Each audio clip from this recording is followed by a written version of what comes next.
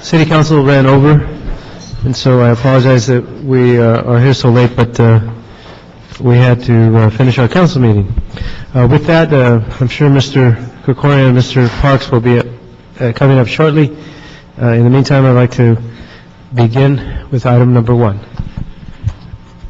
Item number 1 is a Community Development Department report and a CLA report relative to the status on the promotion of the Earned Income Tax Credit during the 2010 tax season.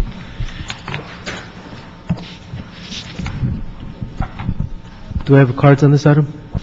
I believe I do. Let's see, where are we?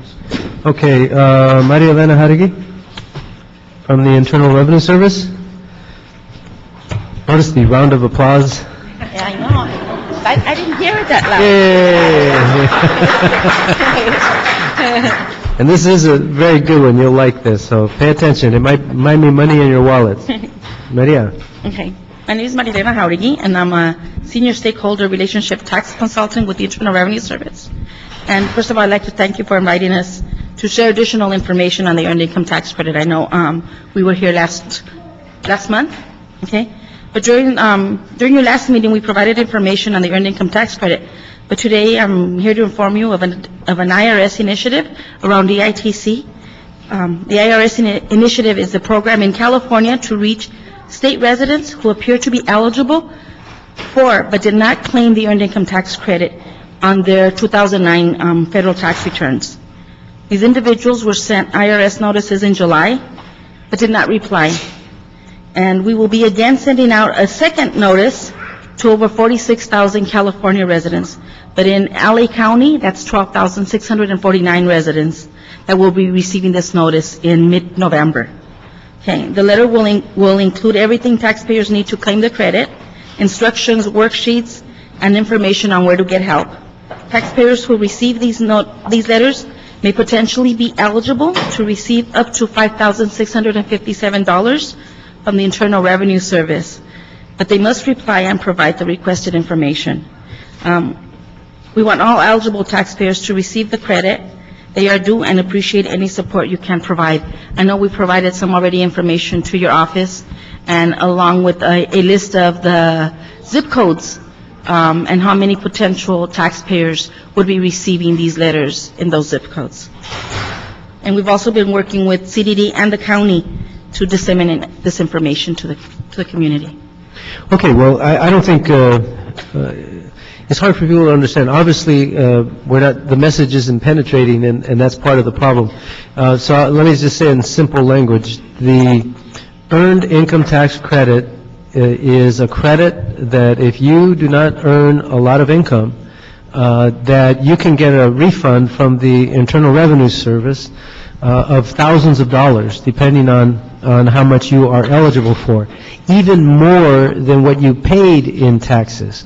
So this is a very important thing, and I want to thank the Internal Revenue Service for working with us, and I should mention the mayor has a specific initiative and has, since he's been in office, to show that California is losing billions of dollars because people are not applying for an earned income tax credit that they deserve. So it's kind of interesting to talk about earned income and taxes in October, but you can apply for this at any time in the year, and it is retroactive, so you can even apply retroactively. So once again, we want to thank the Internal Revenue Service. We wanted them to make a statement before this committee because they're going to be doing a series of marketing efforts to let more and more people know that they may be eligible for this. And so thank you very much for continuing the effort. You said 46,000 Californians and 12,000 Los Angelinos will be receiving specific letters to tell them that it's like, this is not a joke. You're going to get a letter that says, we think you might be eligible for a tax refund. And so this is a very important effort by the IRS, and we want to thank the Obama administration because he actually pushed it when he came into office, and the IRS has wanted to clean their books of these items for many years. So thank you very much, and we'll continue to work forward with you, and the CDD will continue to work with you as well. Thank you. Thank you. Any other comments on this item? Okay, item number 2. Oh, is there an action item?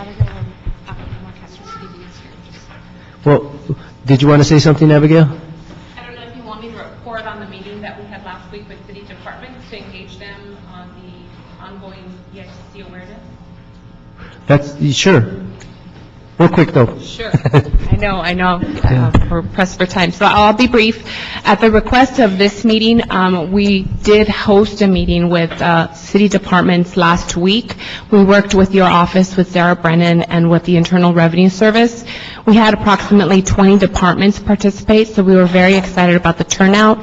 Since then, we have received a number of commitment forms from various departments outlining what they can do to further expand the earned income tax efforts and free tax preparation services for not only city residents, but also for city employees. Specifically, the Department of Water and Power has committed to sending a mailer out to 300,000 homes that they have in their database that are low income. Also, the Department of Transportation has agreed to put bus cards through the dash buses in the city. That's something that we're currently doing with the county through the MTA buses, but we recognize that the dash buses would be another opportunity for us to advertise. So we'll be following up with those departments, and also there's 2 specifically that were not able to attend, HACLA and ITA, that we want to follow up with just because we know that they would serve as great conduits to help us promote this service. Great. So with that, I want to support the recommendations in the CLA's report to instruct CDD with the assistance of various departments to work with the IRS to develop a marketing campaign to ensure that over 7,000 eligible individuals and families in the city of Los Angeles are notified of possible IRS reimbursement. Number 2, instruct the Office of the CLA to prepare a resolution urging the U.S. Congress to extend the EITC increase currently provided through the American Recovery and Reinvestment funds to working families and individuals with 3 or more qualifying children for an additional 3-year period. And 3, instruct the CDD with the assistance of the CAO and CLA to explore the possibility of implementing a local EITC program similar to the San Francisco Working Families Credit Program and report back in 90 days. I'd like to offer 2 additional recommendations. 1, instruct CDD to report back to committee on the efforts of city departments to follow through with their commitments on distributing EITC information and information on where to receive free tax preparation assistance through voluntary income tax assistance site. And the second recommendation would be to instruct CDD to work with RAP and HACLA to host a VITA site this year as a pilot, work with the library to offer ICANN e-file and host a VITA site, and work with the Department of Aging to expand their partnership with AARP and host more VITA sites. So all of these actions are intended to give people more information about how they can claim their earned income tax credit. I went to one VITA program last year, and some people that I interviewed and knew qualified for, I think it was $2,000 in rebates, and they didn't pay any taxes. So to get the rebate without having to pay taxes, that was, for them, that represented about 20% of their income. So it's a very important tool for the community to understand. Again, CDD, thank you so much. You're doing a great job on this. IRS, thank you so much. Let's get that money out to the people who deserve it. Thank you. Thank you. We're gonna hold this matter until one of my colleagues shows up. If not, I'll send it forward as a communication from the chair. Sounds good. Item number 2. Item number 2 is a motion, Krikorian Parks, relative to the 8% local preference initiative incentive for businesses located in the city that bid on low bid contracts or request for proposals. Okay, do we have somebody making a report on this?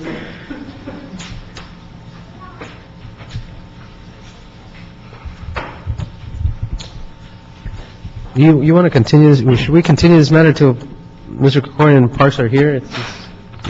Since they're so actively involved in this item? It is a Krikorian motion. It would be up to you whether to wait.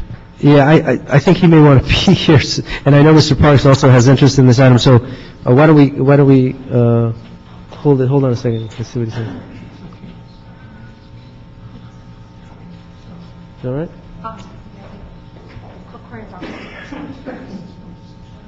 Okay, so they would like me to hold it, so I'm going to hold this item, I apologize. Let's move on to item number 3.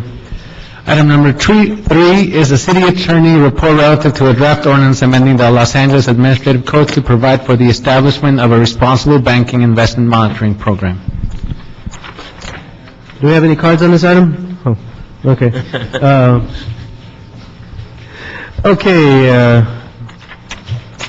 Please, tell us what we are doing.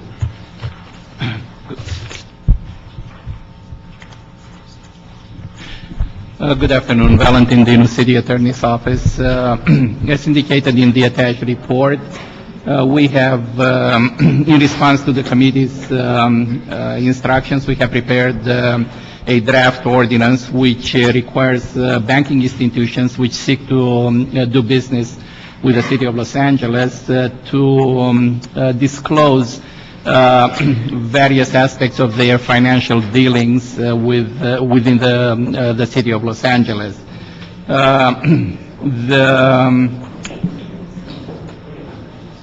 The disclosure is intended to be used by the Treasurer's Office in order to create a list, basically a ranking of the banking institutions.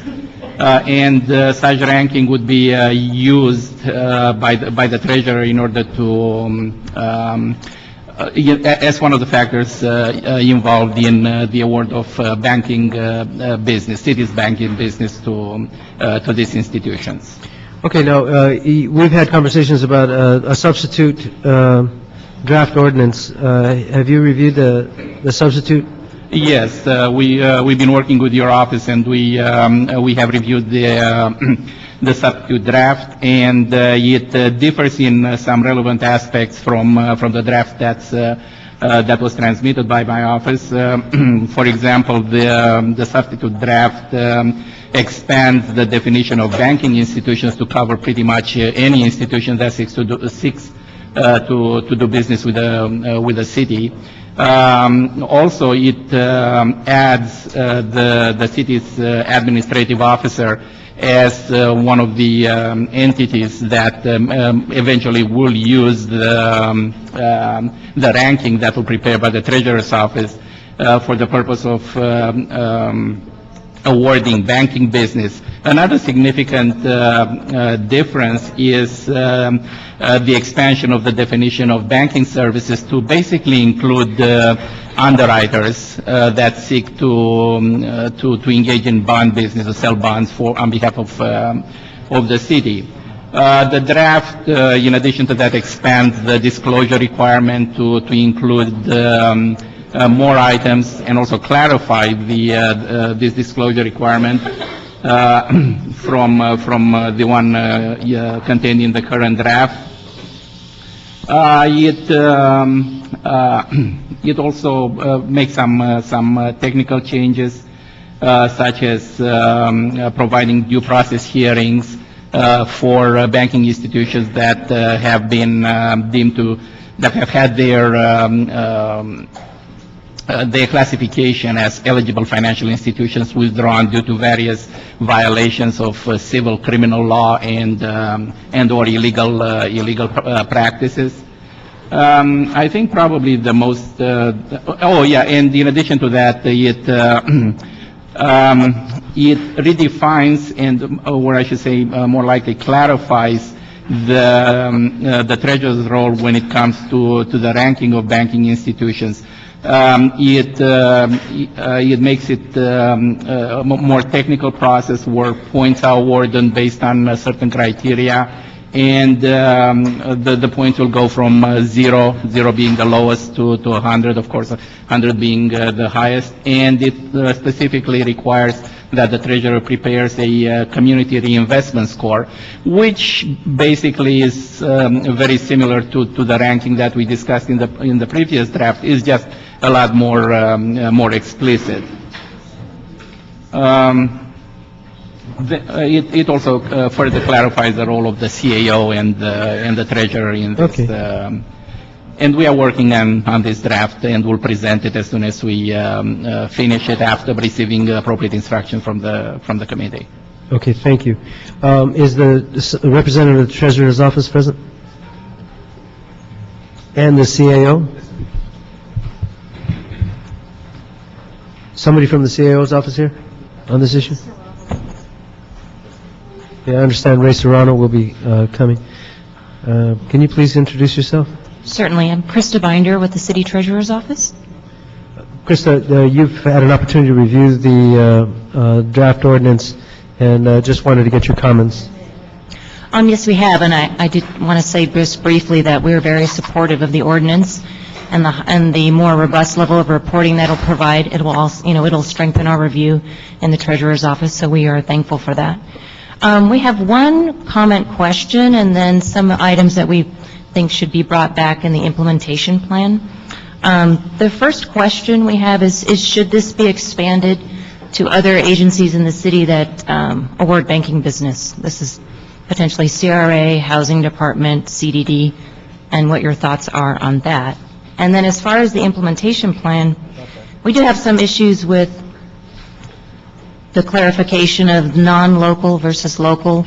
Possibly that could be expanded to strengthen the review of smaller institutions against their peers, and the same way with larger institutions should also be evaluated amongst their peers, because they are very different when you look at sort of the type of banking business that they provide. And to strengthen the review of the financial strength of companies, in the ordinance it includes review of the SEC 10K filing. That is for publicly held companies only. I think there are other financial reviews that can be taking place. So we would like to add that in the implementation plan as well. And then we have some concerns with the use of the numeric scores and percentages. So we would like a chance to evaluate that and come back possibly with a different way to do those types of scorings. I think it's important to provide an overview or narrative review of what the banks do, sort of what businesses they're in, types of services they provide, along with... Can you reiterate, what was that you were looking at? Oh, in terms of the numerical score rating, because Treasury in awarding banking business uses sort of a different approach, more of it's a qualitative and quantitative review, so we want to take a look at that, or we could strengthen the information coming back to you to provide a more comprehensive review of the banks and not just a 1 to 100 score. I think that would be beneficial to you. And Can I ask the city attorney to comment on that? Do you have any concerns about that, or? Well, certainly the scoring, anything that reasonably relates to city business and is not discriminatory should probably be okay. Okay. We will have to see the specific. We'll be working with the Treasurer's Office. Is that an amendment that you could accomplish by the time this goes to council? When do you anticipate this to go to council? When do you anticipate being done? Well, we'll start today. We'll start today. We want to move this forward to council, but want to make sure that it's done in a way that we can finish whatever amendments we might propose in this committee. But, do you have a time frame?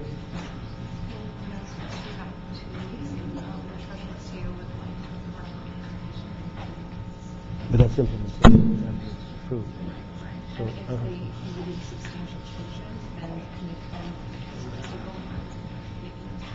oh, but the ordinance is out. It would be an amendment. Okay, first of all, there was a request from the CAO and your office to allow for a 60-day implementation period. I have no problem with that. That would be after the ordinance is passed, correct? Okay. On the issue of amendments and going directly to council with those amendments, there may be a few, and I just want to get a sense of how long it might take you to prepare those amendments into the draft. I can circulate the draft today after this meeting, and as soon as the comments come back to me, I'll take them to my superiors, and we should be able to do that in a few days. Okay, so if we anticipated going to council in less than 30 days, is that going to be a problem? I don't see a problem. Okay, then I think is 30 days okay? Oh, okay, yeah. I think we will target no later than November. Okay, and then we do have the Thanksgiving holidays, so we'll work with you on the scheduling. But it's critical that it happen before the end of November. Okay, yes? And then I had one more Okay. comment to sort of that I would like to include in the implementation plan, which is sort of the marketing strategy for the dissemination of this information, because I think once this is adopted and the program refined, I think the information is going to be very useful, not just to the city of Los Angeles, but externally as far as how we run the program and things like that. I think it's important to sort of present this on a larger scale. So just that we will provide some framework for that as well. Okay, it would be my interest to see the draft ordinance include those other departments that you mentioned that might have direct financing responsibilities. Okay.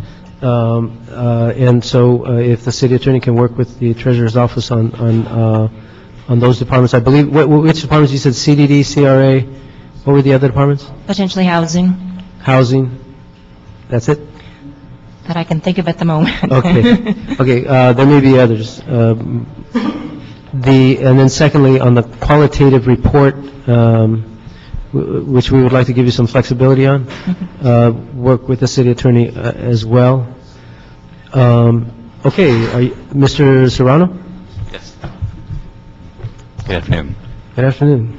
I apologize for running a little late. I think there are a number of issues sort of that they came to light, but I think we sort of, through subsequent meetings and working with your office and the treasurer's office, I think I think the issues have been resolved. And I'm sure as delineated the game plan going forward, we would certainly be in agreement with and get the ordinance changes back within this Okay. amount of time. Well, yes. One issue about including other departments, the way the current ordinance reads, the current draft reads, is limited to those departments basically that do business with the city through the treasurer's office and the CAO. And it depends on the degree of control, charter-given control that the city council has over those departments. If it turns out that it doesn't, then I don't know if we can include them. Okay, I appreciate that, and we'll work with you on that language. I appreciate you bringing back any of those concerns. Okay, first of all, before we go to public, did you want to make a statement? Yes, yes, I do. Stephen Alley, Interim City Treasurer. Councilmember, just want to add that what we don't know at this time is the potential cost of implementing this program. As Krista said earlier, we're supportive, but we do believe that it's going to take quite a bit in terms of staff and maybe finance. So I just want to make sure that you know in advance so that when you see this later, you don't get shocked. Nothing would shock me. Okay. Okay, I appreciate that. Colleagues, do you have any comments or questions regarding this item before I go to the I'll wait for the comment. 20 or so public comment cards? Okay. With that, we'll move on to public comment. Ann Williams? After Ann, we have Jesse Torres.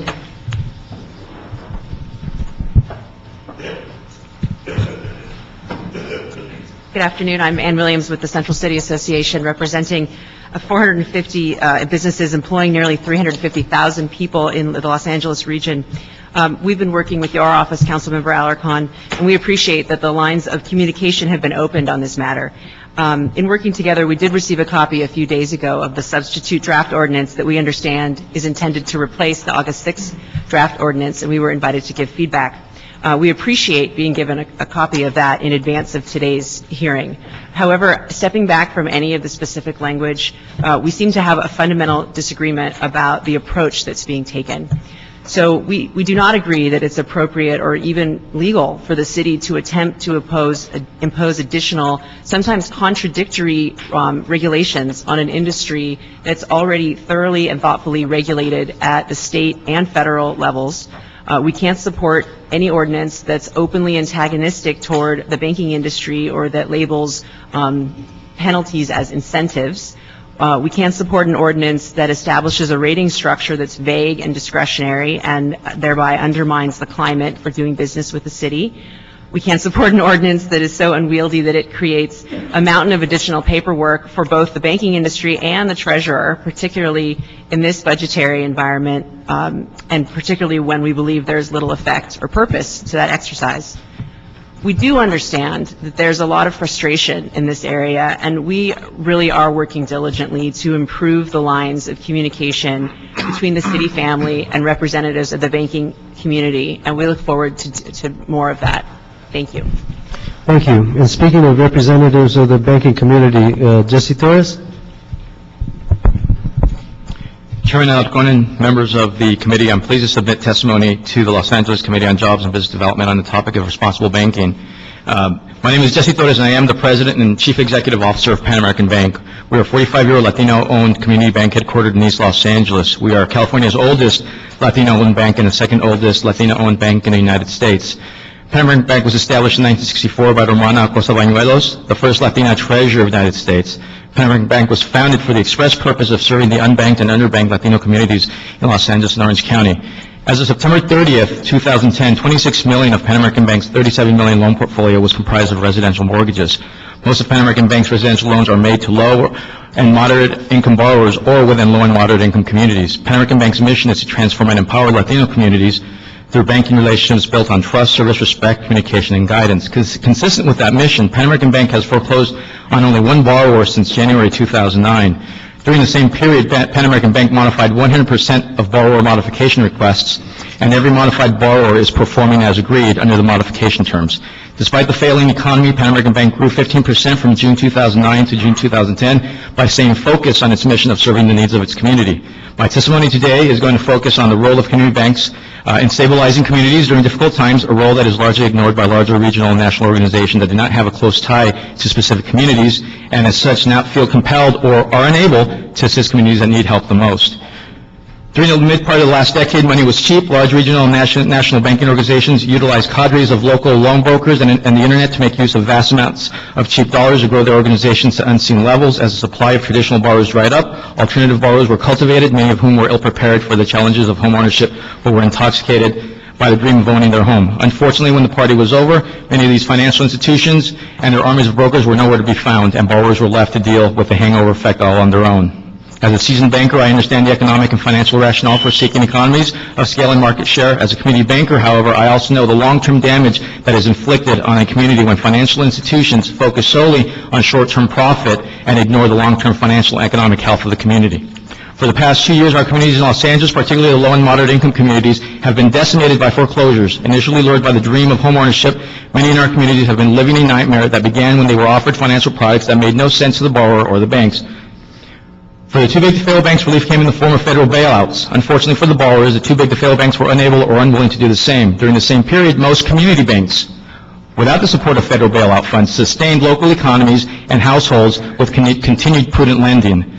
I understand that too large-to-fail organizations maintain highly complex financial arrangements with mortgage investors and other parties that may make modifications difficult. However, based upon these organizations' influence, their history of financial innovation, and inventory of immensely talented human capital, as well as the modest cost of mortgage modifications relative to the high cost of foreclosures, I do not understand the hesitation to provide relief, particularly in light of the billions of dollars of public bailout funds that these large too-big-to-fail firms received. Pan American Bank is only a $43 million community bank and has limited human and financial resources when compared to the too-big-to-fail banks. However, Pan American Bank has a perfect record when it comes to mortgage modification requests. Most of us can agree that the economic downturn is temporary and that jobs will return and income will increase in the future. Pan American Bank believes strongly that its 45-year existence is directly tied to the community support of the bank. As such, now is the time for bankers to return the favor by treating customers with dignity and respect and finding ways to assist customers in need. The Responsible Banking Program is a way for the City of Los Angeles to encourage its banks to do this. Unlike too-big-to-fail banks, community banks are vested in the local communities they serve. Community banks survive and thrive only if the local community thrives. Community banks such as Pan American Bank owe their success to the community. Without local community support, community banks would cease to exist. As such, community banks are the first to assist the community and the last to say no. Community banks cannot ignore the needs of its local community, as opposed to large regional and national banks that can shift focus from one region to another. Community banks are woven into the fabric of the local community. Through good times and bad, community banks serve the needs and are the first to do what they can to stabilize and improve the local communities. City councils are vested in the local communities they govern. Cities thrive only if their communities thrive. As such, city councils and community banks share common goals and serve common constituents. Large regional, national, and multinational banks with headquarters outside the community have no vested interest in the local community other than to generate income and export deposits to the most financially attractive region. Given the mission of city councils, consideration must be given to how to best deploy deposits to enhance the standard of living of the residents served. Based on the similarities between the city councils and community banks, city councils must include local community banks when determining how to allocate public funds. City council and community bank survival is dependent upon successfully meeting the needs of the community served. This is not the case for large regional and national banks that are able to change geographic focus based upon factors such as return on investment. As such, social responsibility is an inherent characteristic of community banks, a characteristic that may or may not exist within large regional and national too-big-to-fail banks. If there is one lesson that should be taken away from this troubled economic period, it is the effect that banks can have on stabilizing communities during severe economic downturns. Over the course of the past 2 years, entire neighborhoods have been evicted by banks unwilling to make the effort to provide relief. The result is the further collapse of neighborhoods and the financial and psychological ruin of families whose dreams were quickly turned into nightmares. City councils must consider the record of all financial institutions holding public funds. City councils must divest such funds from institutions with poor or superficial community reinvestment performance. City councils should use the power of their deposits to reward those institutions that act in a manner consistent with the council's social responsibility objectives and that address the most urgent community needs. Cities will benefit by rewarding banks that take social responsibility seriously. While certain large regional and national banks may provide relief to certain areas within their footprint, the community bank model is specifically tailored to meeting the needs of the local community served and to provide the financial and economic stability to the community. As such, community banks must be rewarded for their effort, and non-compliant banks must be penalized for their lack of support. Within the banking industry, deposits provide a powerful incentive for compliance. A policy that rewards socially responsible banks will create a substantive benefit for the city and its constituents. Thank you. Thank you very much, Mr. Torres.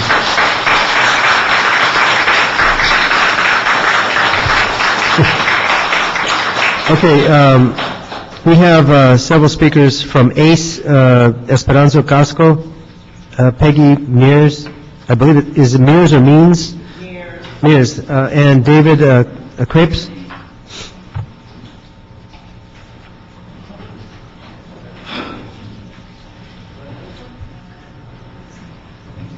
Esperanza?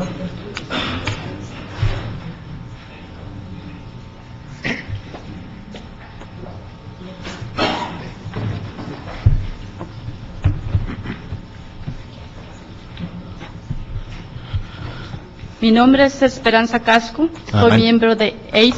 My name is Esperanza Casco. I'm a member of ACE. Estoy acá porque quiero que los bancos sean más responsables. I'm here because I would like banks to be more responsible.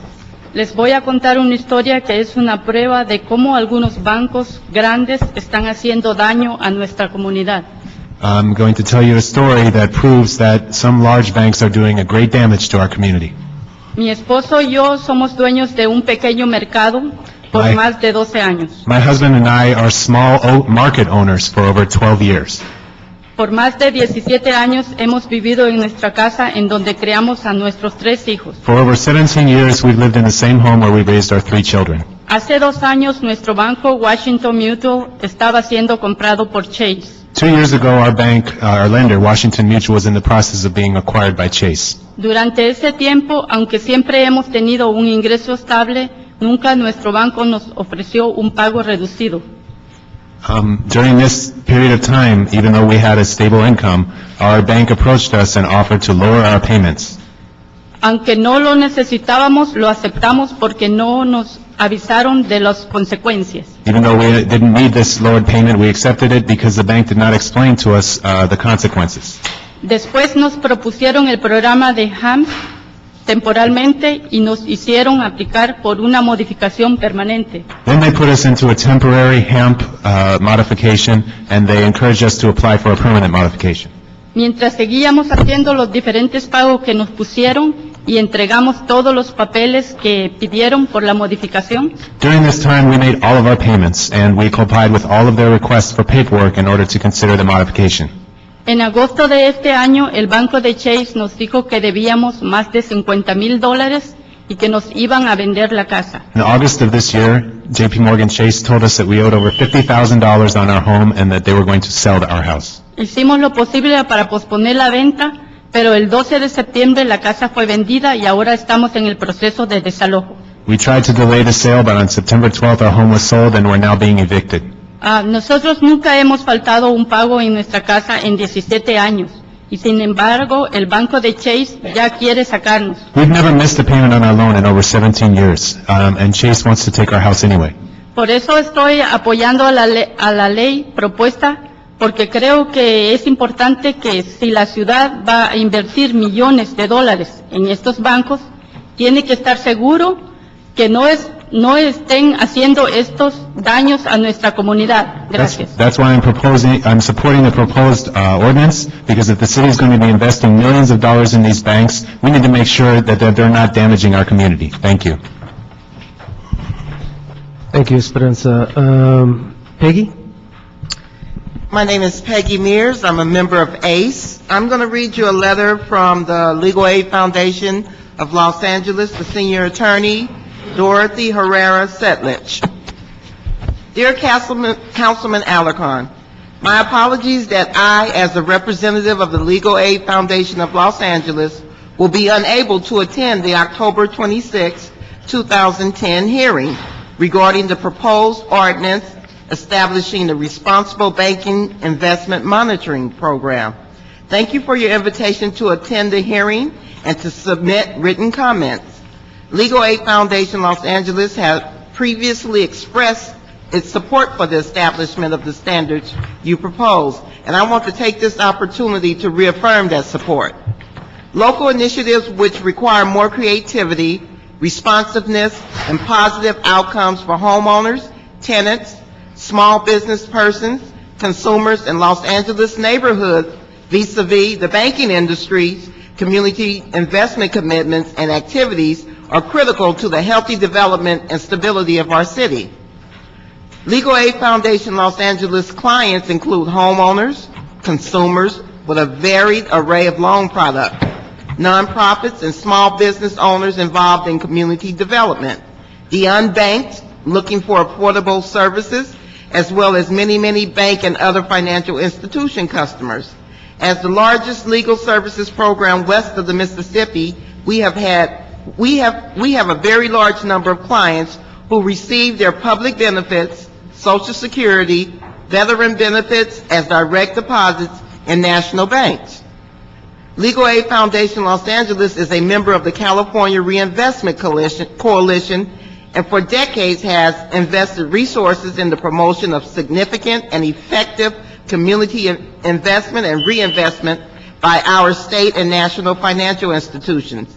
Given our present economic conditions and the banking industry's role in arriving where we are today, these commitments must be significant and an increased level, and they must provide real and measurable benefit to Los Angeles communities.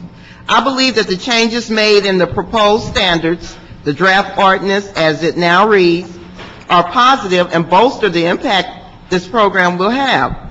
The collection of the data will take time, but ultimately it can serve both the purposes of the city and of the financial institutions themselves by providing clear measures of where and how resources and loan products and services are being allocated. In prior comments, I referred to the significant investment in public relations campaigns by banks to bolster their image as caring, community-oriented entities. In the wake of our foreclosure and economic crisis, these PR campaigns continue. As advocates, we get invited to meet with Wells Fargo or have lunch with Bank of America or Chase or any of the other large banking institutions. We are told about the bank's foreclosure prevention or loan modification efforts, or its investment in charitable giving or other work with local nonprofits. U.S. Bank may run attractive TV ads. Chase Bank takes paid size ads to impress with its homeowner foreclosure centers or holds a luncheon for stakeholders and our community organization representatives. Bank of America promotes its efforts and intentions to partner with local communities, and Wells Fargo holds large foreclosure prevention events. But the good PR is still not yet matched by a shift in the quality and quantity of good banking products or the extraordinary but necessary ameliorative work that must be done in our communities in the face of this financial crisis. We are still to see the repair and restitution needed by the industry for the harm done in the marketing and investing in improvident and subprime and other terrible loan products, whether originated or merely purchased and are serviced by lenders. Banks in the financial industry created or encouraged and participated in the promotion of these bad loans, and the inflation of property of the housing market, the damaging spillover to small businesses, the loss of employment, etc. The impact on owners, property values, displaced tenants, and our economy require the kind of community reinvestment which your proposed ordinance promotes. It is appropriate that the City of Los Angeles address this issue. State and federal efforts, including Making Homes Affordable, California SB 1137, proposals to repair or compensate for the millions of bad loans have had mixed and limited results. I applaud your inclusion of a measure of loan modification made for distressed loans, and the additional provision to disclose the number of loan modifications where a principal reduction was provided. The number of affordable loan modifications and other affordable loan workouts actually given still pales in comparison to the number of families who will lose or already have lost their homes. The ordinance requires public disclosure of the data to be collected. Perhaps that will open the door to more candid assessment and greater awareness of what is actually happening to too many of our Los Angeles homeowners. As advocates, we have yet to determine an effective means of getting banks to understand that it is counterproductive and destructive at a personal, neighborhood, community, and city level to use loan modification processes that permit a home to be sold at a trustee sale while a homeowner is awaiting a good faith decision on a loan modification. This happens every day. Financial institutions have to... Could you please finish, please? And you can submit the letter in writing. Thank you. Okay. Thank you once again. I guess. I didn't mean immediately, but I'll take it. David? Oh, and after David, we have Lisa Payne. My name is David Crepes. I am a member of ACE. My wife and I, we have lived in our home in Reseda for more than 10 years, and we're like many other American homeowners. We are victims of the economic crisis. I've been a realtor for over 15 years, and when the foreclosure price hit, I temporarily lost my income, and our home has also lost a lot of value. And now, like millions of others, we're underwater. Although our income has been recovered, and we're still fighting for the banks to consider us for a loan modification, applying for the loan modification with Bank of America has been a nightmare. And when I say it's been a nightmare, it has been. This has made us very, very unsettled in a lot of things that we do in our regular lives. And it's repeatedly made us submit new paperwork. They send us confusing and conflicting messages about whether we are even eligible or not. This process is difficult for us, and we can only imagine how hard it would be for someone less familiar with how the banks work. Bottom line, I know that they aren't seriously working on us or thousands of other families who have stable incomes and shouldn't be losing their homes. 2 weeks ago, after I complained, the bank executive from the Office of the President of the Bank of America set a phone appointment with us to discuss our loan. But last week, at the time of our phone call, the bank didn't call and wouldn't return my calls.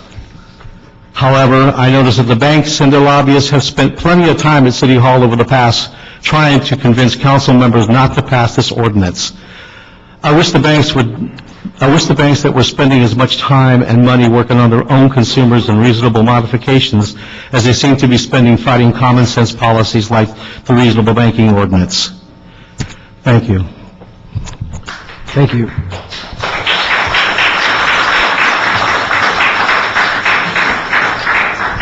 Lisa Payne? Oh, did she leave? Is Lisa gone?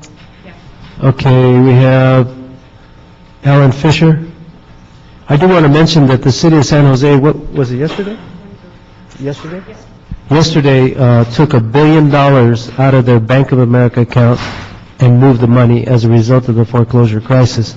This is not something that is happening just with this ordinance. This is something that's happening across the nation. And it's a question of whether you control the people that you are putting your money in, or whether they are controlling you. I believe it's responsible for government to place taxpayer dollars in deposits that are handled by responsible bankers. Alan? Was it Alan? Good afternoon, yes. Thank you for allowing me to speak.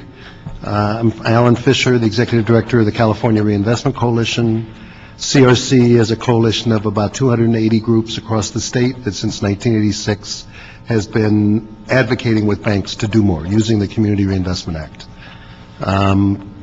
We think that's made tens of billions of dollars difference in terms of neighborhoods that otherwise most likely would have been overlooked.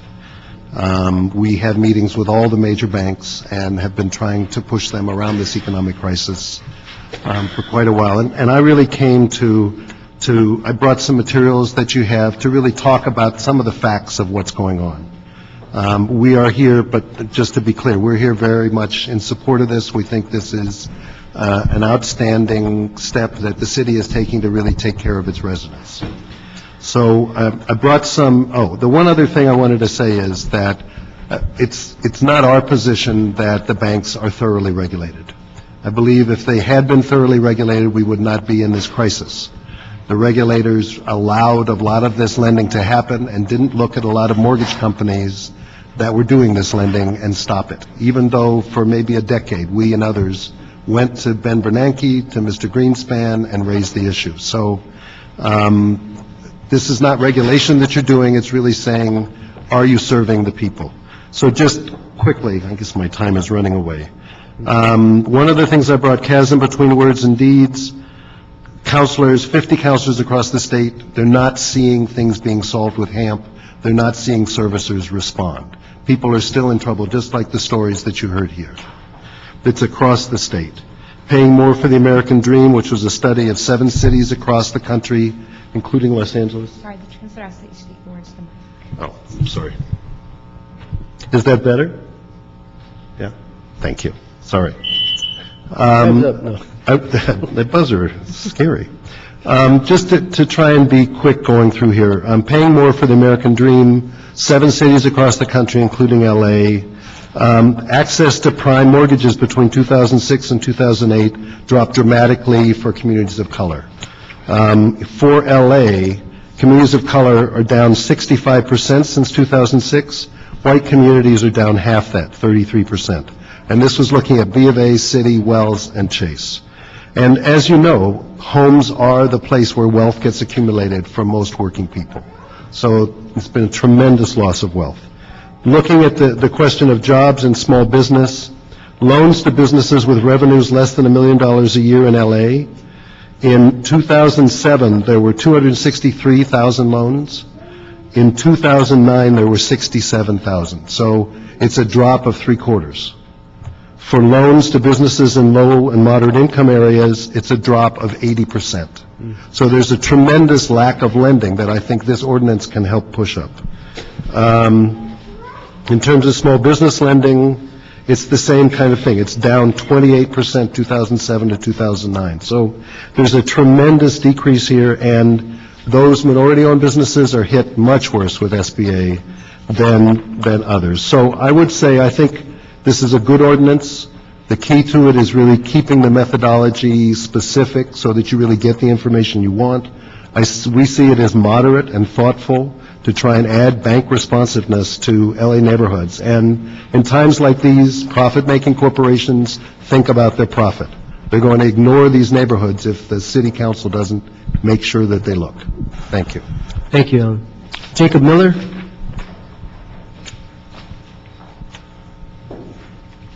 After Jacob, we have Gary Tobin.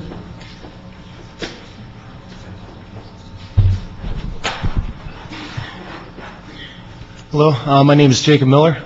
Work for Department of Los Angeles City Animal Services for about the last 9 years. I'm coming here pretty much today to support this proposal going through. It's very important that these banks are held responsible. We can look at this from the beginning of its short history. They give us bad loans, we bail them out, and they still charge us high rates. And thankfully, my head isn't underwater yet, but I'm barely keeping my nose over it. And hopefully, the situation isn't going to get much worse. Otherwise, I might find myself in a very difficult situation. I would have to say, as far as the Eastern San Fernando Valley goes, there are very few people, other than myself, who see more people being foreclosed upon than anybody else, because they come through my facility. We are the busiest animal shelter in the nation, probably in the world.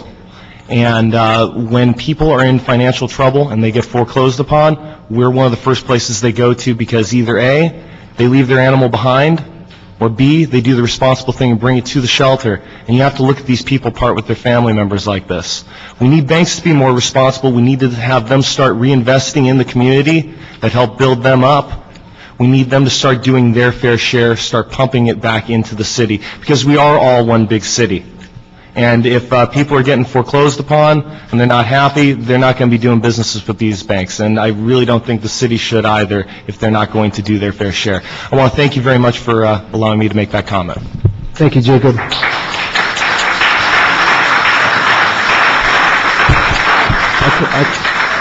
Jacob, I couldn't help but notice that you work for Animal Services and you live on Beaver Street. That's correct.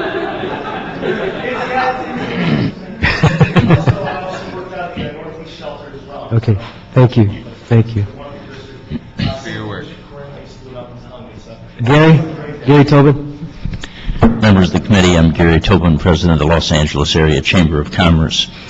I'm sure you all watched with interest, just like everyone in America did, when Congress spent more than a year on a major financial overhaul of all financial institutions in the United States. And when President Obama signed that legislation, he called it the most significant financial overhaul in the history of this nation since the Great Recession. I think that it is not appropriate, and our members think it is not appropriate for the City of Los Angeles, right after this major regulatory reform was passed, then to pile on its own overlay and make regulations that are significantly different than the regulations that were passed by the United States Congress. First of all, these regulations, the data that you're requiring the banks to collect, will add significant additional costs for the banks, but more than that, they'll add additional significant costs for the City of Los Angeles. And I don't think you have the manpower or the additional money to meet that cost. I don't believe there is a group of businesses in Los Angeles that have more of a commitment to social responsibility than our financial institutions. And when you look at the list of the companies that have contributed money and volunteered their time to more social service agencies in this community, it is always the financial institutions. We encourage the members of the committee not to move forward with this ordinance. Thank you. Stuart Wellman, please. Wait.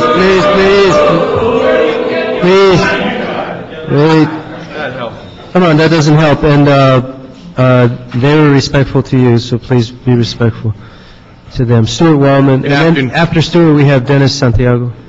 Good afternoon. Stuart Waldman. I'm president of the Valley Industry and Commerce Association, VICA. We have 343 businesses that employ over 200,000 employees.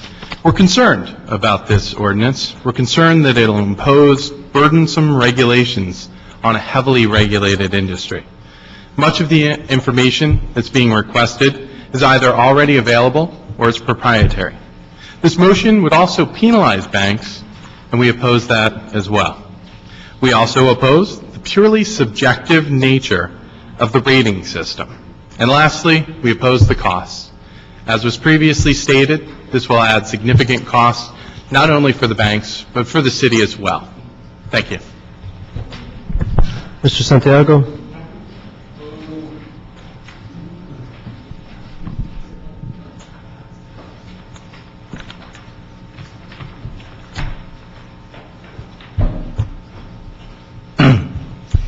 Thank you for allowing me to testify today.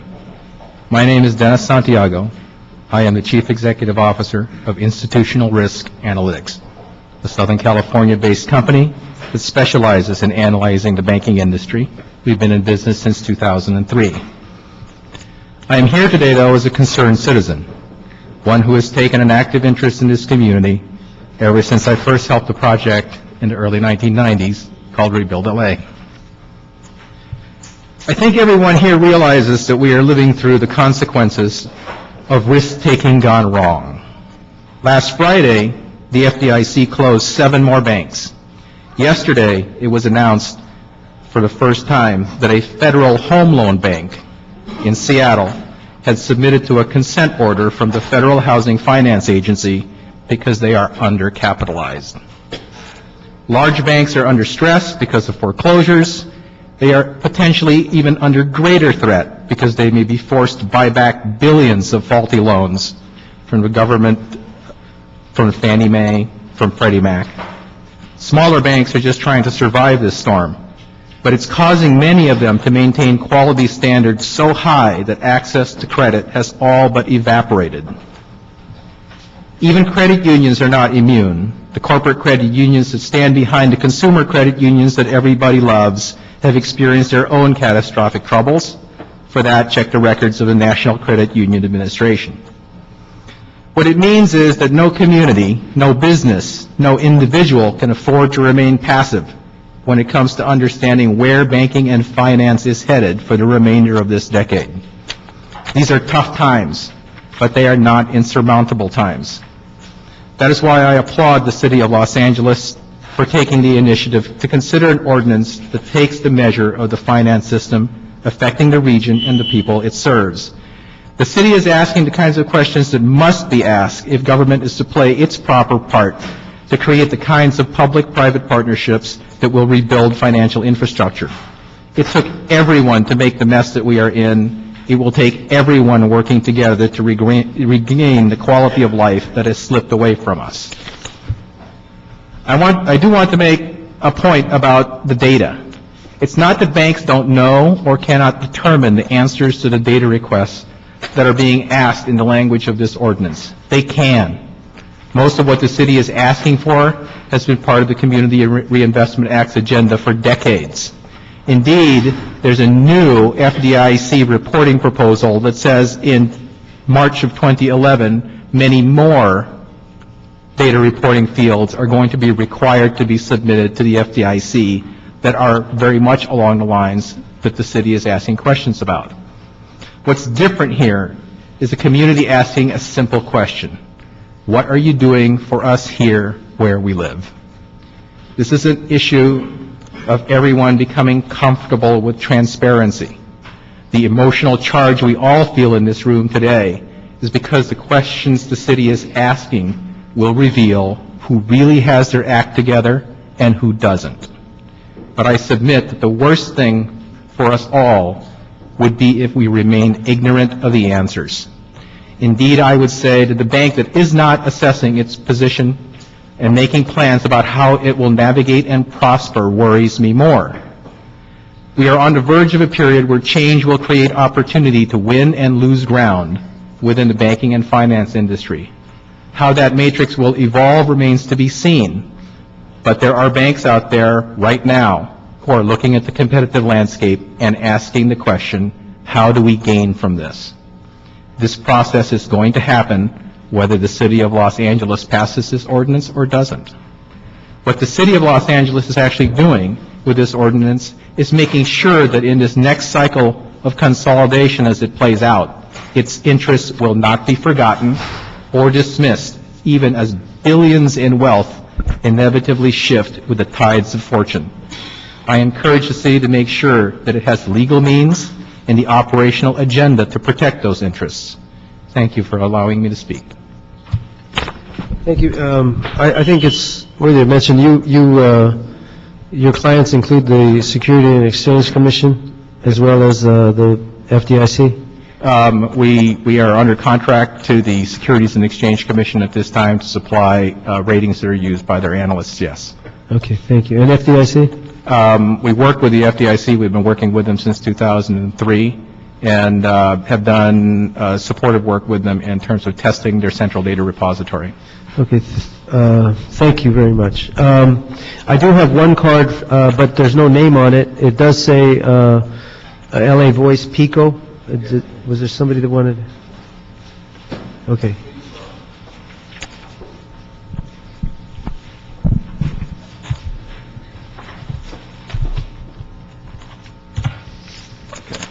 My name is Naeem Shaw Jr. I'm the Assistant Imam of Masjid Ibadallah, which is located in Los Angeles. It's an Islamic center.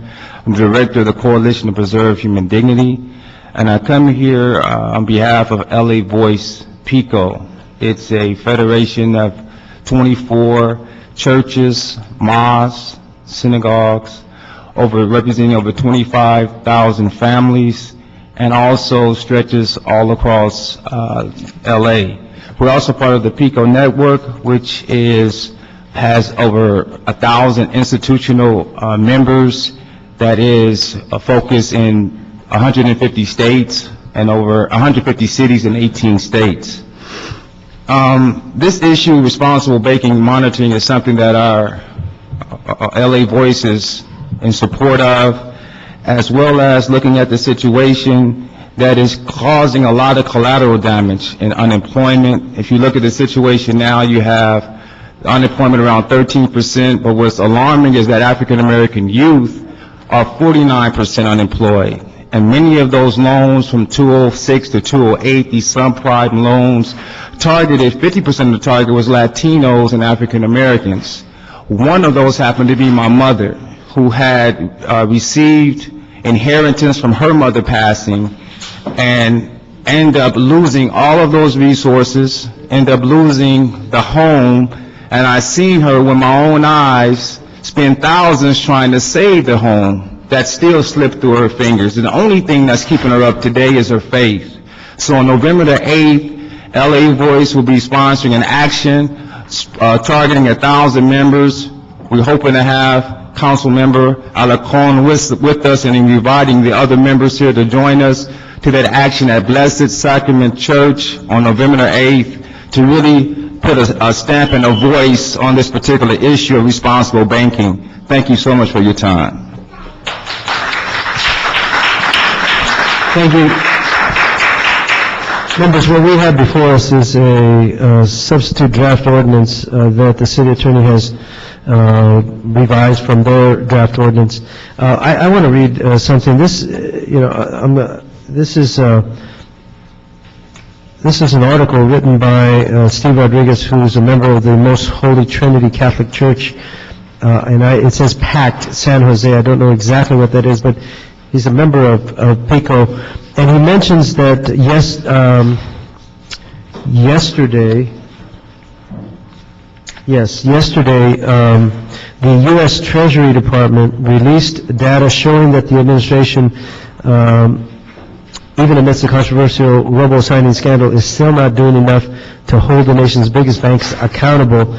That's his comment, but he does point to some of the findings in the Treasury report, which include, over the last 18 months, banks have offered permanent loan modifications to just 466,000 homeowners, but in just the first 9 months of the year, nearly 2.7 million homes have received foreclosure notices, and millions more are on the brink of foreclosure.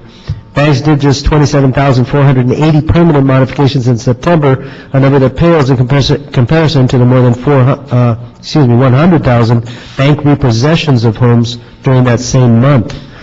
Most troubling, there are 76,500 homeowners who have been waiting for more than 6 months in the limbo of a trial loan modification. Banks are supposed to make a decision on whether someone is eligible for a permanent modification within 3 months. 1/2 of all borrowers in limbo are being strung along by one bank, Bank of America. Incredibly, more than one-half of all families who have trial modifications from Bank of America have been waiting for longer than 6 months to receive a permanent modification.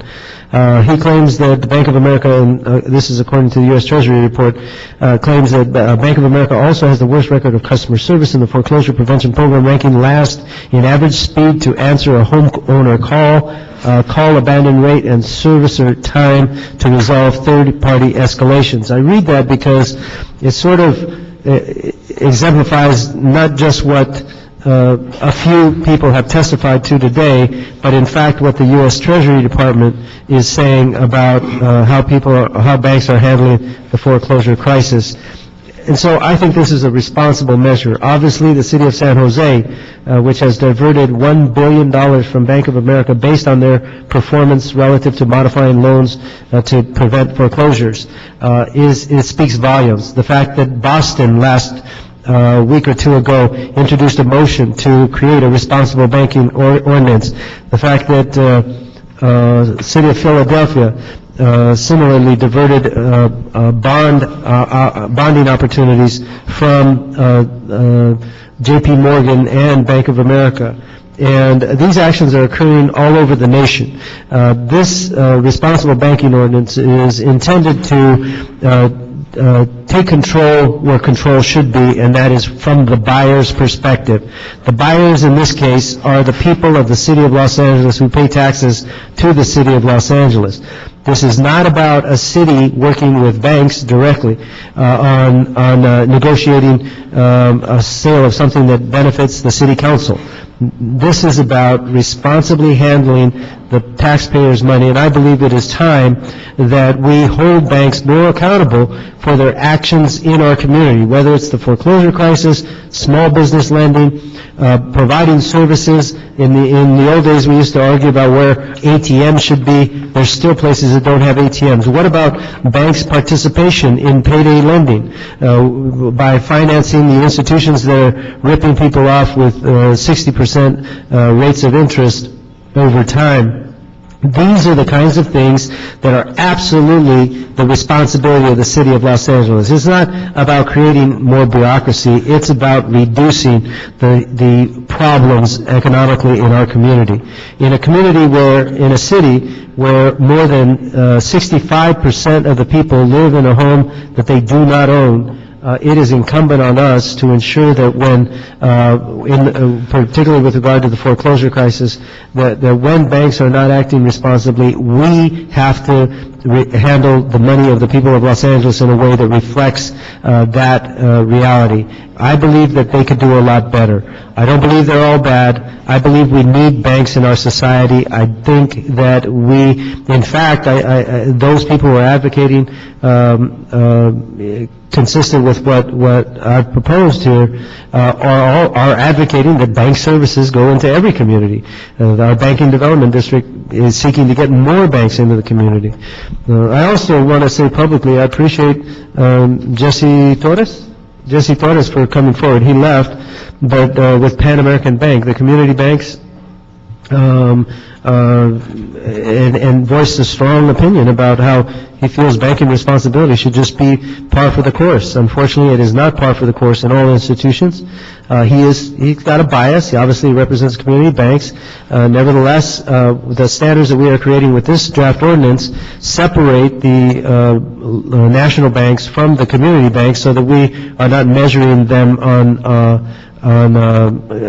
scales that are not fair. So we'll compare national banks to national banks, we'll compare local banks to local banks, and on occasion we'll have to compare the two, but we'll try to do that with standards that exhibit whether or not they're participating positively in our community. So with that, it's my intention to send this motion on to council with the direction or request to the city attorney to draft an ordinance that recognizes some of the things we've talked about. We've improved on the clarification of some of the items. We've become more detailed on our calculation of community investment. We've included a preference for bond business, not just city depositories. We've asked that they include language to expand to other departments that have similar depository responsibility and bonding authority. We've also asked them to give more flexibility to the treasurer to do analysis and provide feedback that is, what was the word you used?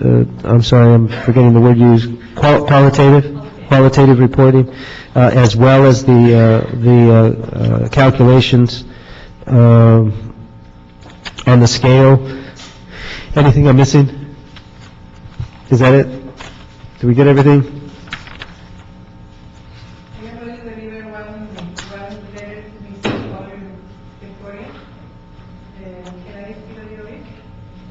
We would need you to fill out a card. Did you fill out a card?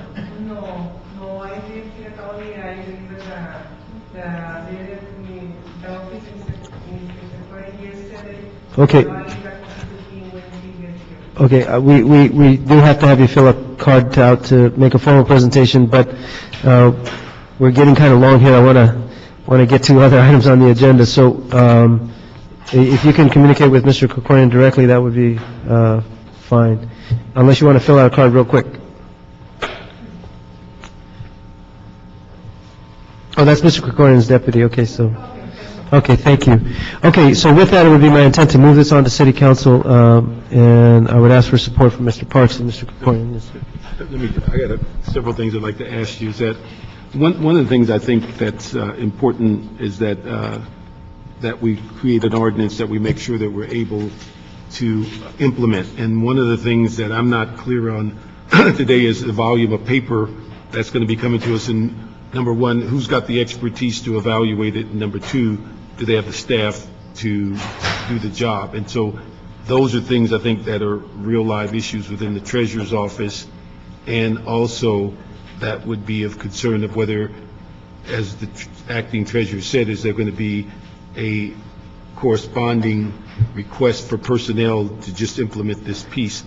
The other thing that I think, although the criteria on the 4 parts are relevant in the sense of looking at activities, the one thing I found that was somewhat missing is that we never identified what the reason that we deposit money into banks, and there are certain things such as the return on investment, the issues such as the interest rate, a variety of things. And then I think on dealing with the underwriting issue, I think we have to be careful there because there are banks that we use for different things, though, in the sense that could slow down or stop the city's ability to do its job. And one factor we bring up is that some of the large banks that we've all been identified that's been sued by the city, we would be, I think, contrary to our best interest to make them all go away when they're the only ones that can give us a letter of credit when it's time for us to do business. And so I would suggest that, and if we're not doing this to slow it down, but the Budget and Finance to get a shot at this with those kinds of issues, particularly with the underwriting and the issue of the treasurer, to make sure that once this becomes a law, we actually can do it. So that's what I would suggest. Well, I think Mr. Parks touched upon some of the concerns I have. I'm certainly very understanding of the importance of this. I think it's I agree very much with the principle behind this, that where the city invests its money should benefit the people of Los Angeles to the extent possible. That's the very principle behind item 2 on today's agenda as well. The taxpayers' money should go to create local jobs in the same way. I think that the deposits and the other banking relationships that the city of Los Angeles should benefit the city of Los Angeles to the greatest extent possible. I did have concerns about the cost internally that this will have to administer, but then also its potential implications on return on investment, on interest costs and so on, which, you know, probably are issues that can be dealt with. And so I think I agree with Mr. Parks that I don't want to, I know that you have worked for a very long time on this, Mr. Alarcon, with the industry, and you've tried to find a workable solution. I don't necessarily want to slow that process down, but I do think that there are still some implementation concerns that I've heard expressed today even that haven't fully been resolved, and I'd like to have an opportunity to consider those more carefully, at least before we vote on this in council. I also am not sure that I've fully had answered the extent of overlap between what the reporting requirements would be here and what is already required under state or federal law, and to what extent those are inconsistent. That's another thing that I'm going to want to look at more carefully before we get to council. But I think especially if we do have an opportunity to have this stop in Budget and Finance, and we have a little bit of time before council to work some of those implementation issues out, that would give me greater comfort. Then, so I take it we can approve it out of this committee? Move it forward. Send The it, thing is, we'll make a commitment that we can't do it this Monday, but we can certainly put it on the agenda for the following Monday, and we'll have some meetings prior to that to see if we can facilitate it. okay, then it would be the intent to move this item to the Budget Committee relative to the matters mentioned by Mr. Parks, and then move it to council directly after that, assuming we can work out the issues that Mr. Parks mentions. With that, do I have a motion for approval? Mr. Alarcon, I do have one question for clarification. Did you want to direct staff to respond to the questions? You mean right now?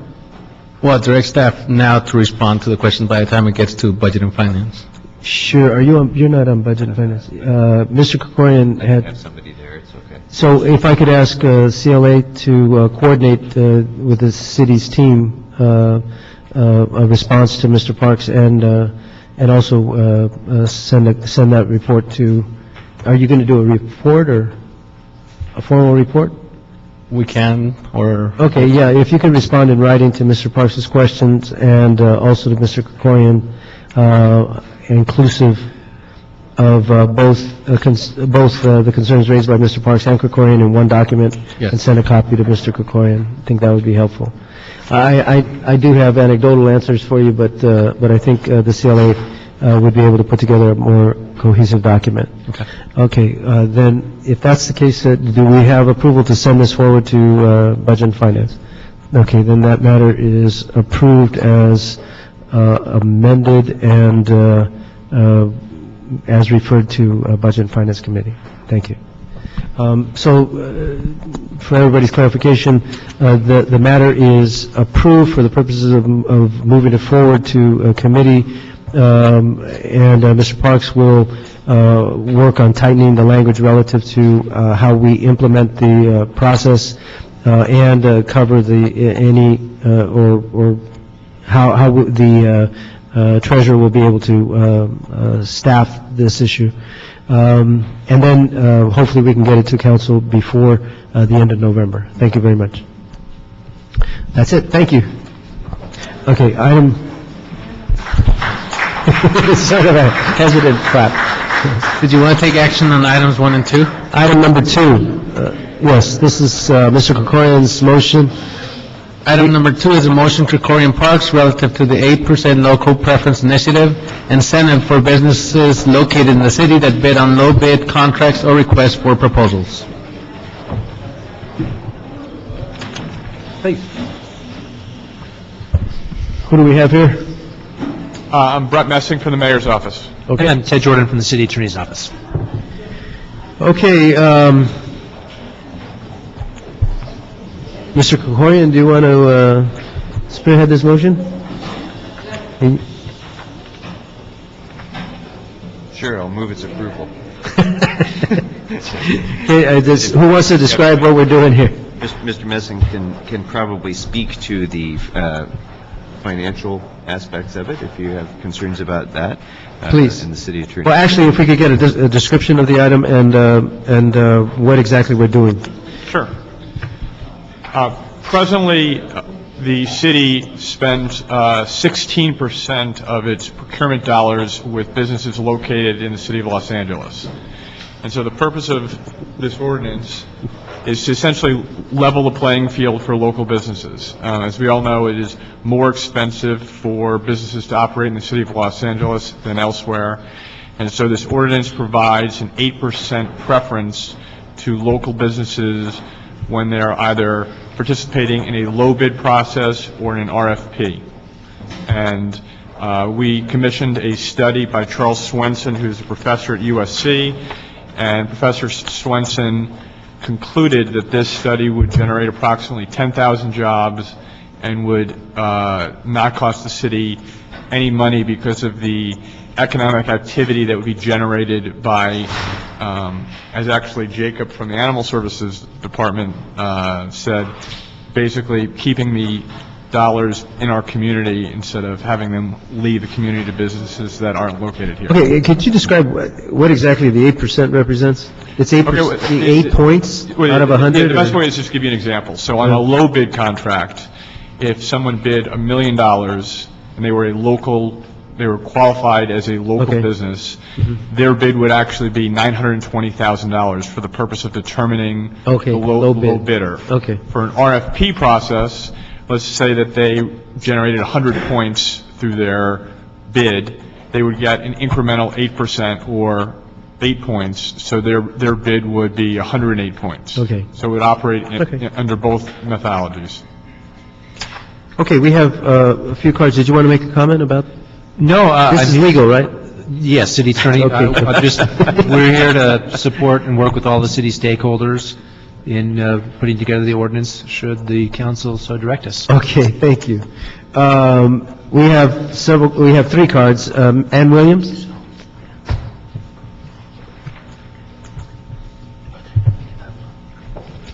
Good afternoon. Again, I'm Ann Williams with the Central City Association, here to speak in support of the Local Preference Initiative.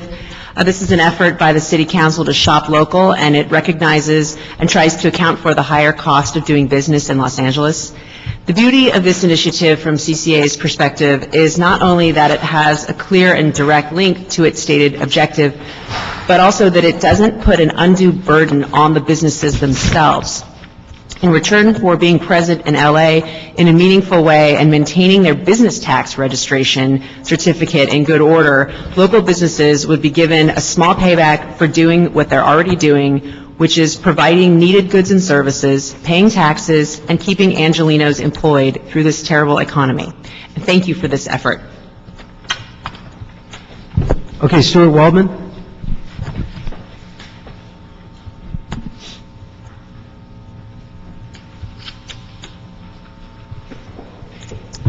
Stuart Waldman, President of VICA. We support this motion to create the 8% local preference.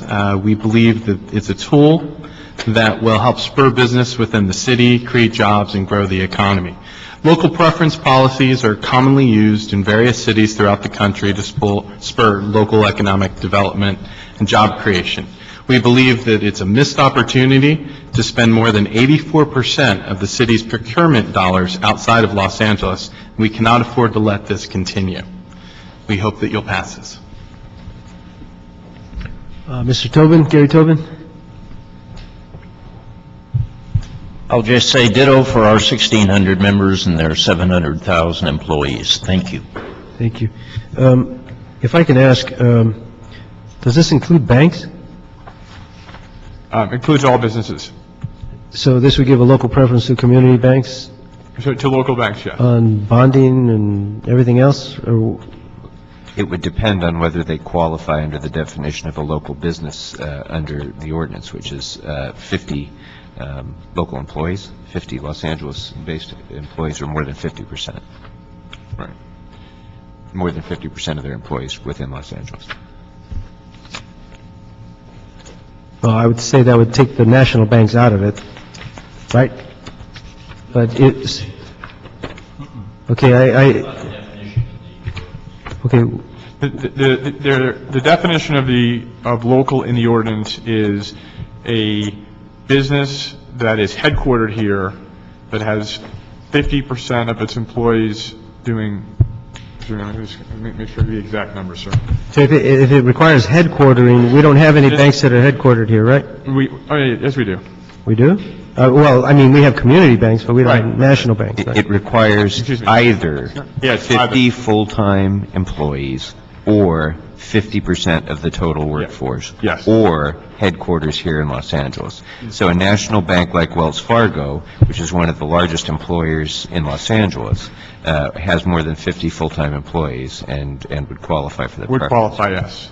So as would any other major provider of employment. The point here is that in a city that spends over $1.2 billion a year in services and contracted services and goods, we right now treat businesses in the San Fernando Valley the very same way that we treat businesses that are based in Hong Kong. Or any place else, and it makes every bit of good sense that the money that's spent here by Los Angeles taxpayers should, to the greatest extent possible, support Los Angeles jobs and creation of Los Angeles jobs. And it isn't just a matter of equity because Los Angeles is an expensive place to do business. It's also a matter of recycling our taxpayer dollars here in Los Angeles and creating jobs and further stimulating our economy and increasing revenues that we can enjoy here in Los Angeles to help resolve some of our fiscal crises as well. Councilman, the sort of two-pronged definition, which is actually modeled off of Philadelphia, which is considered to be sort of the model of where local preference has been most successful, allows in the case where a business is defined as having 50 employees, the idea that if a business, while not headquartered here, has 50 employees, it's a good corporate citizen. In other words, if GE establishes an office in L.A. and has 50 employees, that's something we want to encourage. If PepsiCo were to do the same thing, that's something we want to encourage. So it's sort of a threshold level for a business to be considered to be a good corporate citizen and therefore be able to avail itself of the local preference, even if this is not their headquarters. So 50 employees is an arbitrary scale, I mean, because somebody that has interests all over the world and has millions of employees, or let's just say tens of thousands of employees, to have 50 employees in Los Angeles, I mean, how would they still be defined as local? And then they would be competing with contractors who have 100% of their employees in Los Angeles. That would seem to be a local employee to me. I don't understand how a multinational corporation could be considered local if they're not, unless they're headquartered here. I mean, if they're headquartered here, you got to say that's a local. Well, presently we have two companies in the S&P 500 that are headquartered here in the city of Los Angeles. So this is not a significant problem in terms of we have not been able to attract these large companies to be here. So, I think that we would like to see them be here, if not as their headquarters, then to establish branches where they have a meaningful number of people, providing services and providing jobs to Angelenos. And the structure, it mirrors that which has been used successfully in other municipalities. Well, I'm just saying that on the most significant transactions that the city makes, the contractor is going to have 50 employees here, no matter who they are. I mean, they don't have to be headquartered here. And I'm not limiting this conversation to banks. I'm just saying the major corporations that compete for our dollars, they're going to have 50 employees. Well, Councilman Alarcon, let me give you an example of an area where I think this would be very valuable. Yeah, that was my next question, is where exactly are we targeting here? Because on banking transactions, which are the most prominent in our system, we're not even touching it. Right. Well, I can tell you that we've done a lot of business development in the sort of the clean tech area, and there are a lot of businesses that are not located in L.A., but see L.A. as a big opportunity and would be willing to, at least they've communicated to us, wait and see until they actually do it, but have stated that they'll be willing to establish offices if they feel like they can compete for business from the Department of Water and Power, LAWA, and the port which, because of... So is this targeted at clean tech, or? I'm sorry? Is this targeted at clean tech? It's not necessarily targeted at clean tech, but I think this is an area where, because if you take a look at DWP's capital spending budget, right, we can use that as a tool to attract businesses to locate here in Los Angeles, because they'll see this as a way of developing an advantage in the procurement process. Okay, so a business is located in Burbank, and, 50 of their employees may not be living in Los Angeles, but they're certainly buying stuff from LA.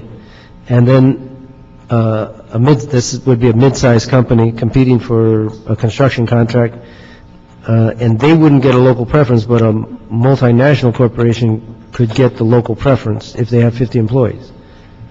Well, the company in Burbank would, because the definition of who gets under the charter, all cities in the county will benefit from local preference. So it specifies LA County. Yes, that's pursuant to the charter. Okay. Okay? So in that example, Burbank would get that benefit. Okay. And construction is such a local business. I don't think we're going to see multinational companies coming here for construction projects. I don't think that's a fear that we should have in terms of the implementation of this particular ordinance. I think there's a big opportunity, however, on the other hand, vis-a-vis clean tech, and on a more basic level, just getting the spending that we're doing to a higher percentage of local business. What other industries might be affected by this in a positive way? I can give just a if it's just related to clean tech, then let's just call it the clean tech deal. No, it's not. It's much more than clean tech. When I first started working for the city, we had searches going on for a head of CRA and a head of DWP, and the search firm we were using was located in Long Beach. Mm-hmm. Okay, so there are more than a handful of search companies located in the city of LA that could have done that search. Yeah, but they would get the local preference anyway because they're in the county. Right. I'm sorry. So that's actually a bad example. Well, I don't want to delay this thing, but I think we need more information. I would like to know what contracts that we have let recently that would be affected by this, because it seems to me, if you're talking about the concessionaires at the LA airport, none of them would be affected by this whatsoever. How would they be affected? I don't get it. This is just general fund department. Right now, this is just, LAWA would have to adopt the same local preference. No, okay, well, that was a bad example. But number one for one. I guess my point is, I'm not understanding what kinds, I'm not getting a clear picture of the standard of 50 employees is extremely low to me. All you have to do is throw 50 employees into Los Angeles County, right? They don't even have to live in the city of LA, and you can meet the standard for local preference, getting 8%. And given the amount of contracts we do, okay, but let's follow that. Let's follow what happens if they put 50 employees here that weren't otherwise here. Those 50 employees. Well, then let's write it that way. But that's not how we wrote it. I'm sorry? Let's write it that way, that if you put 50 employees in Los Angeles, you get the local preference. But if you already just have them here, I'm not understanding what we're benefiting. I don't really think the 8 points is going to matter a whole lot, because so many people will qualify for it. It's not going to have an impact. Well, I can respond to that, Mr. Chairman, because I know that the businesses in my district, the businesses in Sun Valley, the businesses on Ventura Boulevard that are trying to compete for city procurement contracts, the providers of fire department equipment, the providers of stationery, the providers of any number of items that the city purchases, over $1 billion worth of items in a year. They need very much to have a little bit of a leg up, especially at a time when Los Angeles faces 14% unemployment and these businesses are shuttering. Those are businesses that will be significantly aided by having a local incentive. Right now, we have, and I appreciate the distinction, some of the distinctions that you're drawing, and maybe we ought to have, by the time this gets to council, a little bit better breakdown of the exact spending of outside procurement. But the truth is, you indicated earlier that, most of the businesses that we spend money with would qualify under this, but in fact, 84% of procurement dollars are currently spent outside of the city of Los Angeles.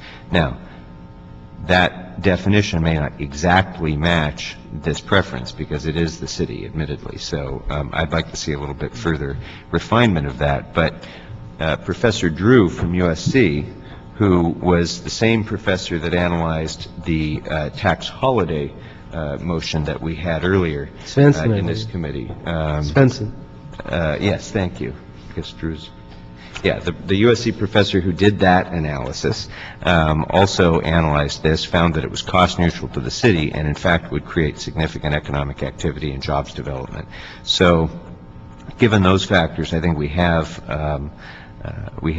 there's a strong case to be made that this kind of a policy is going to not cost anything, will keep taxpayer dollars here in Los Angeles where they can create Los Angeles jobs, and I think it's important that we move forward with this. Well, what did Councilman Garcetti say on the floor today? You don't want the perfect to be opposed to the good. This is a very weak local preference action. It does very little because the vast majority of contractors who currently get contracts with the city would meet this criteria based on the 50. You're saying they would meet this criteria? They would already meet it.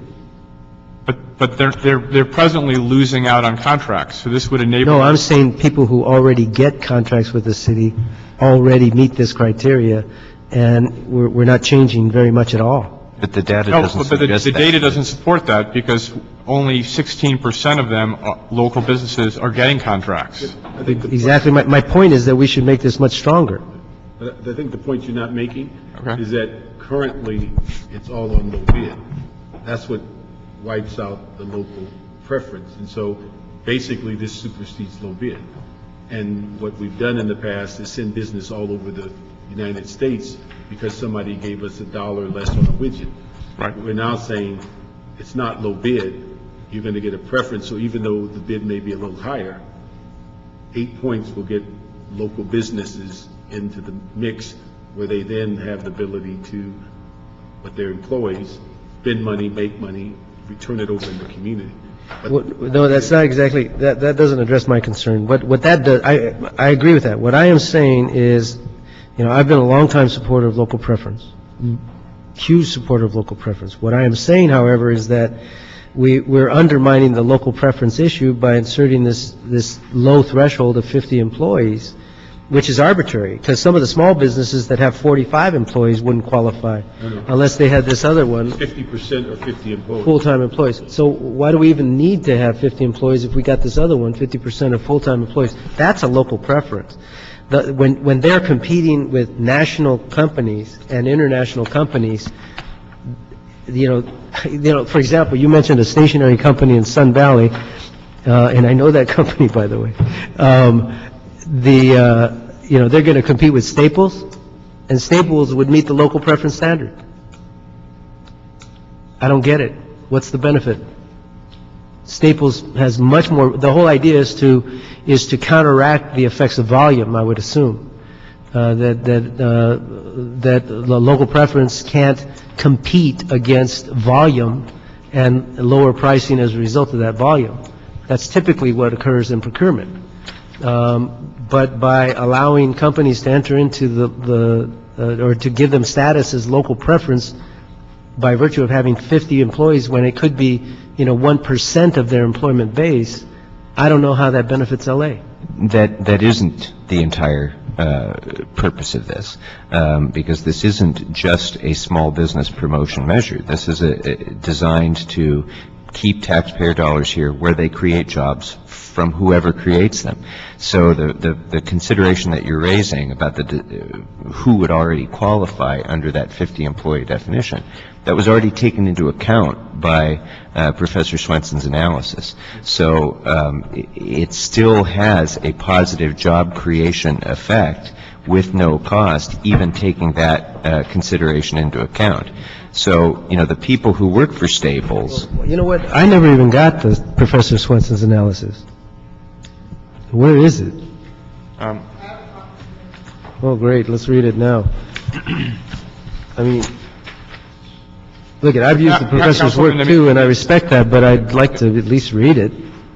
Yeah, no, we're happy to give it to you. I guess to add on to what Councilman Cornyn's point was, if that contract is awarded to Staples, Staples is employing Angelenos here in Los Angeles, and it's going to have more revenues here in Los Angeles rather than having that same procurement dollars go to Ohio or Texas. But they can do that now without the preference.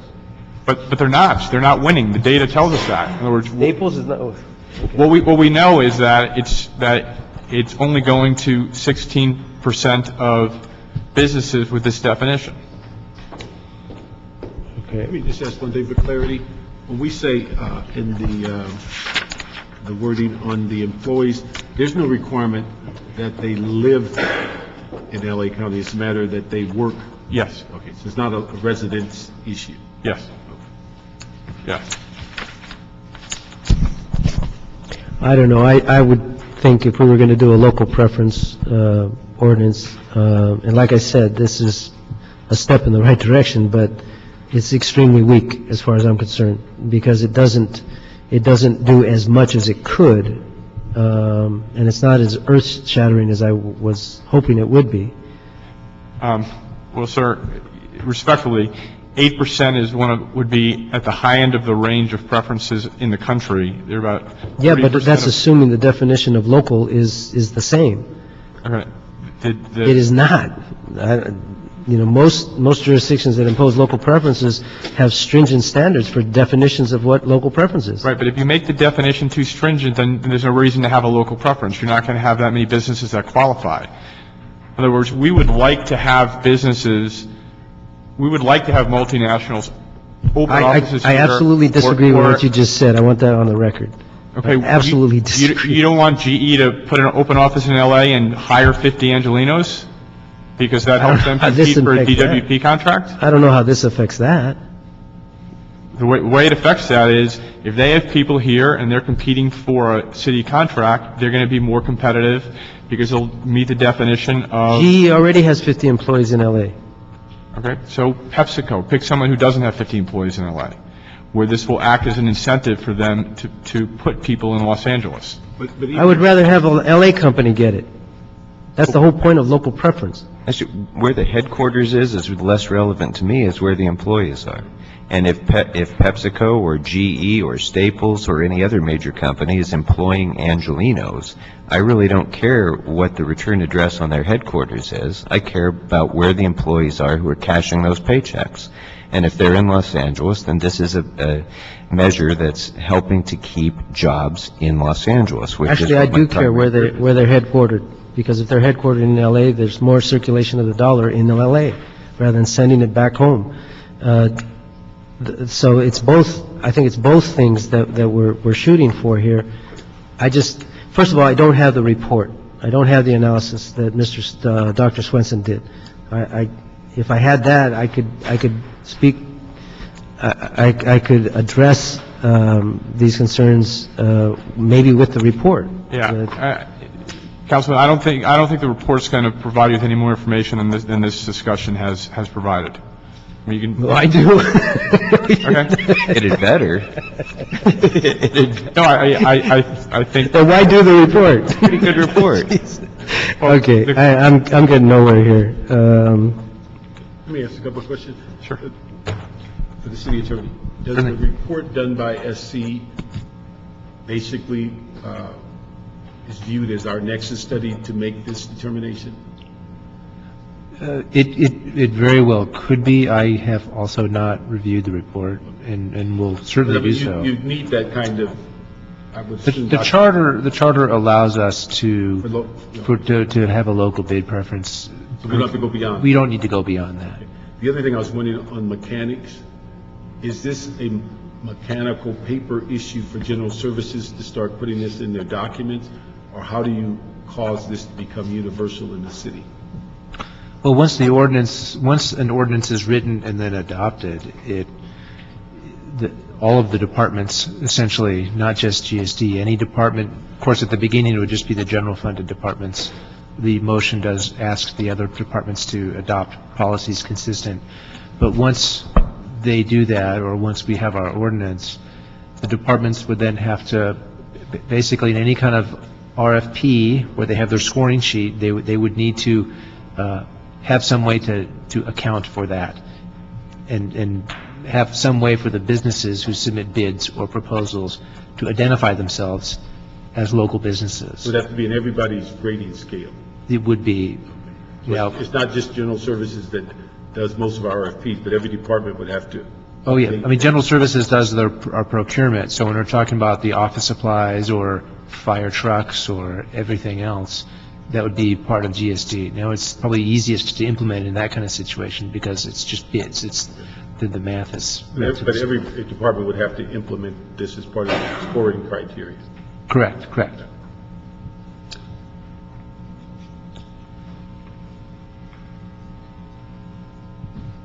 It says be certified by the Bureau of Contract Administration. All these contracts have to go through the Bureau of Contract Administration. Is that not correct? Or? Well, the Bureau of Contract Administration is the designated administrative agency for a number of our ordinances, such as living wage, equal benefits, and whatnot. And so typically in the contracting process, the contractor to be awarded the contract, they will provide the documents to Con Ed, and they will be approved by Con Ed in terms of compliance. But is that mostly for construction? No, that would be including for professional services contracts, for example, in the living wage area. The award of the contract, though, doesn't go through Con Ed. It's done by each individual department. Okay. And it says they have to be certified by the Bureau of Contract Administration as a local business. Is that based on the definition herein? Is there some other definition that the Bureau of Contract Administration has? Well, at this point in time, under the existing administrative code, there is a small local business bid preference. It's for small firms and very small contracts.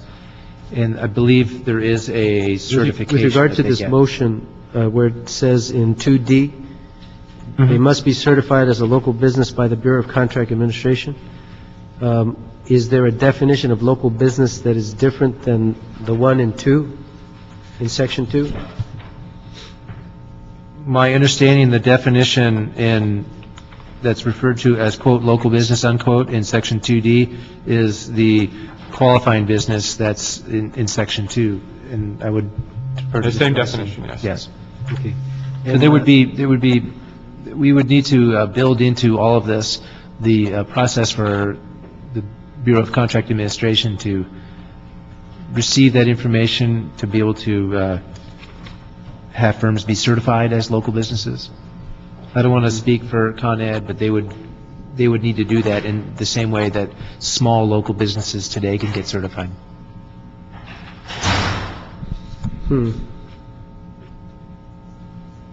Well, I'm not going to get in the way of this going to council, but I'm going to review the report and see if we can't come up with something better. I mean, in the form of some kind of amendments, and I'll work with I think I can work with Mr. Krikorian as this goes forward, can I, relative to the Brown Act? Well, because it's not coming back to this committee. Oh, sure. Yes, although once the ordinance is written, it could come back to your committee. That could be problematic. I mean, this motion eventually. Okay, well, I'll work with the mayor's office, and they can work with Mr. Krikorian. If they choose, not to suggest in any way that would be the intention of your communication. You'll be communicating with the mayor's office. But Obviously, the mayor would, of course, be free to do whatever the mayor chooses to do. You can work with the mayor's office, and we will make sure that everything is done in a completely Brown Act legal way. Okay.